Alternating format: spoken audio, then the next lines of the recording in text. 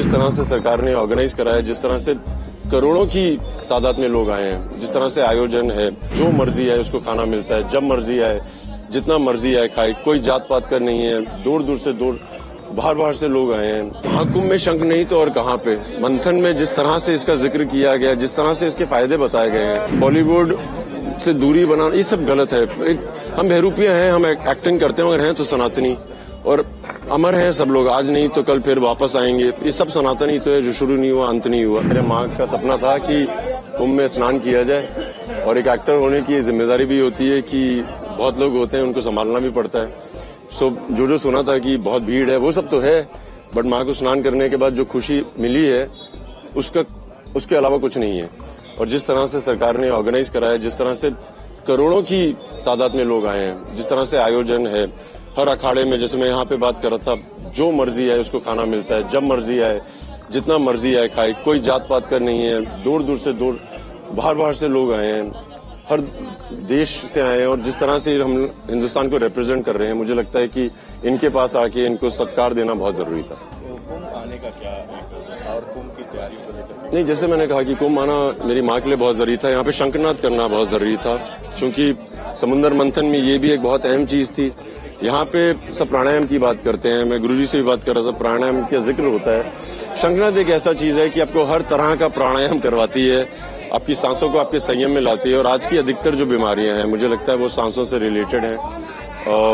Stress, anxiety आजकल की युवा पीढ़ी को होता रहता है, और मुझे लगता है कि अगर शंखनाद किया जाए तो बहुत फायदा होता है। शंख ही क्यों सोचा महाकुंभ में आपके कि शंख बजाएं? महाकुंभ में शंख नहीं तो और कहाँ पे। मंथन में जिस तरह से इसका जिक्र किया गया, जिस तरह से इसके फायदे बताए गए हैं, हम सिर्फ बात करते हैं ऐलान जंग की या जंग खत्म करने की, मगर यहाँ पे तो ये शंख है जो आपको आपके शरीर और आपके मन को जोड़ता है। साइंस ने प्रूव किया है, कार्डियक कोहेरेंस कहते हैं, हृदय की धड़कन और सांसों को एक संयम में ले आओ तो आप काफी उपलब्धियां पा सकते हो। तो मुझे लगता है बहुत जरूरी था। सनातन से ये प्रेम किस तरह का है, क्योंकि कहा जाता है कि बॉलीवुड में जो जाता है वो सनातन से कहीं ना कहीं दूरी बनाने लगता है? नहीं, ऐसा नहीं है, ये गलत है, ये जो भी है गलत है। बॉलीवुड से दूरी बनाना, ये सब गलत है।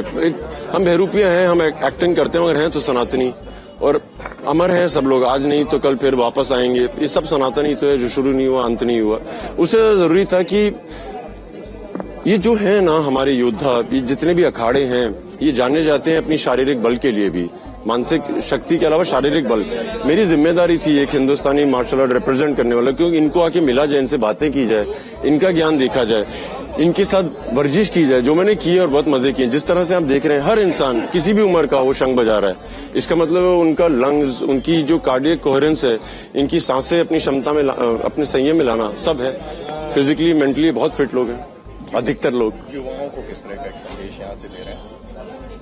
नहीं, युवाओं के लिए यही संदेश है कि अगर जो भी आपके कर्तव्य हैं वो करें। जैसे आज बता रहे थे कि एक माँ की तरफ आपकी जिम्मेदारी होती है, एक देश की तरफ आपकी जिम्मेदारी होती है, एक धर्म की तरफ अपनी जिम्मेदारी होती है, एक इंसानियत की तरफ होती है। आप जो भी एक जिम्मेदारी उठा लें, उसको बस पूरी तरह से पूरी कीजिए।